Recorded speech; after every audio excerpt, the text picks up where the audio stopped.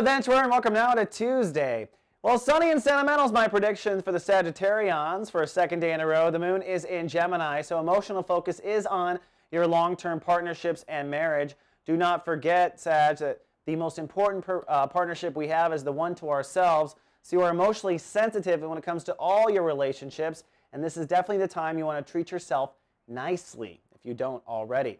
Now, zipping around to the sun, today we're officially in Chapter 2 of Sun in Aries. There is no ruling planet of the day, so the sun is in pure form, a feeling of pure Aries vibration. And as we move into Chapter 2, it is now time to start exploring for the next 10 days what your inner child really wants. What are your dreams? What do you want to make happen in this lifetime? What do you want to be when you grow up? What kind of romances do you want? What is the playful, fun part of life that just makes you giddy? That's what we want to get on to. Now, in Chapter 1, we were kind of getting rid of the things that were in the way, stepping away from the things that weren't working. In Chapter 2, we want to experiment for the next 10 days of what may or may not work. And we'll talk more about that tomorrow. I think today is just about owning where you are.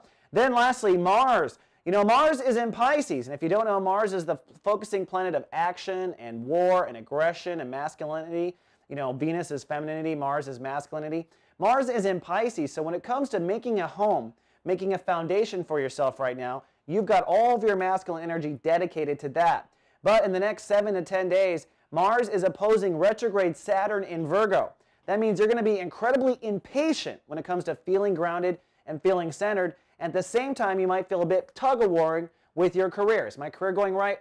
I could have the house I wanted if my career was taking off, that sort of thing. So it's really about a nice balancing act of your ability or anxiousness to get things done, to build a more solid home and foundation, and your rethinking of where your career is and how it helps or hinders that process.